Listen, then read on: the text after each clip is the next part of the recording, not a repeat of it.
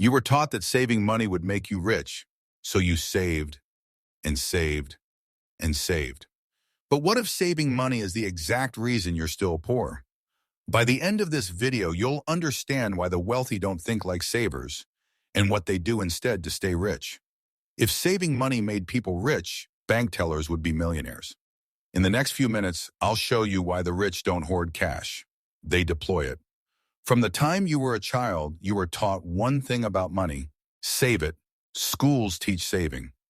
They don't teach wealth creation. Why? Because saving makes you obedient, not wealthy.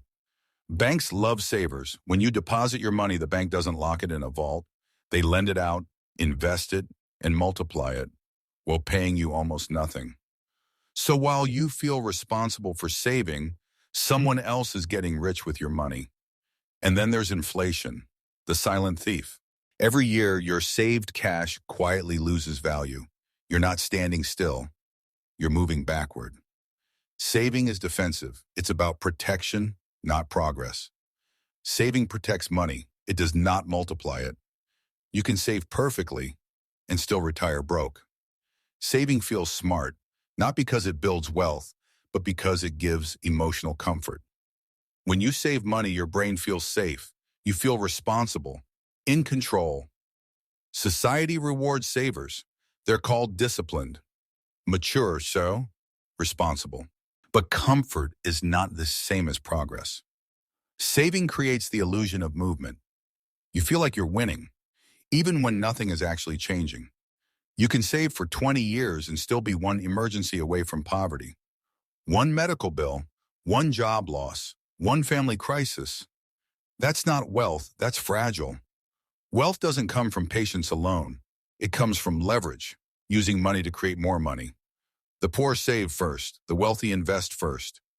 Discipline without leverage is just slow poverty. So if the wealthy aren't obsessed with saving, what do they do instead? They buy assets, not comfort. Comfort feels good today. Assets pay you tomorrow. The wealthy don't store money, they move it. Idle money Ds. Deployed money works.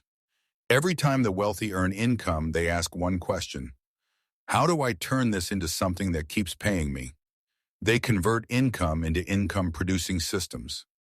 They don't rely on working harder. They rely on time and leverage. Effort has limits. Leverage does not. Businesses that earn even when the owner sleeps. Land and growth zones, bought before development, not after hype. Cash-flowing assets that send money back every month. Intellectual property and ideas that earn forever. And now, AI-powered systems that scale without human exhaustion.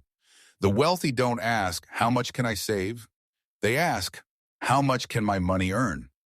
If your money is resting, it's rotting. Now let me be clear.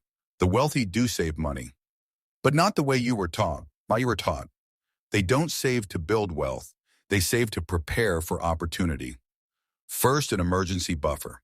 Not luxury, not excess, just enough to survive unexpected shocks without panic.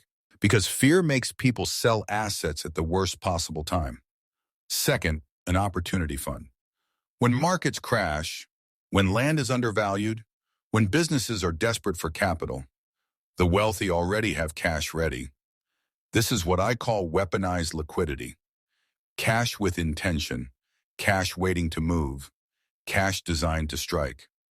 The rich don't save to feel safe. They save to strike when opportunities appear. Saving without a target is just fear in a bank account. Most people aren't poor because they're lazy. They're poor because they're trapped in a cycle they were never shown how to escape. Here's how it works. You earn money. You save what's left. Then bills show up, and whatever remains gets eaten by inflation. Then you repeat the cycle for decades. The wealthy run a different cycle. They earn just like everyone else. But instead of stopping at saving, they invest. Those investments become assets. Assets create cash flow. Cash flow gets reinvested and scaled. If your money isn't making money while you sleep, you're working for money forever. Freedom doesn't come from saving harder. It comes from escaping the cycle. Have you ever wondered why this kind of money thinking is almost never taught? It's not an accident. Savers keep the system stable. They deposit money, they pay taxes, they consume responsibly. The system needs predictability, and savers provide it. Investors are different. They move capital, they shift power, they create alternatives. And alternatives are disruptive. Most people are trained to be employees. Show up on time, follow instructions, wait for promotion. That's training, not empowerment. Schools teach how to earn money, not how to own income, because ownership changes the game. The system doesn't reward people who store money.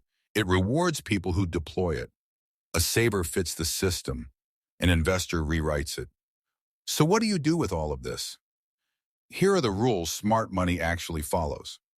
Saving milestones feel good, but they're not wealth. A big bank balance that doesn't produce income is just delayed spending. Most people focus on cutting expenses first. The wealthy focus on building income streams first. You can only cut so much, but income has no ceiling. Don't chase everything. Master one wealth vehicle: business, land, assets, or systems. Depth beats distraction. Cash is temporary. The longer it sits, the weaker it becomes. Move it into assets that can defend and multiply it. A balance tells you what you have today. Cash flow tells you what you can survive on tomorrow.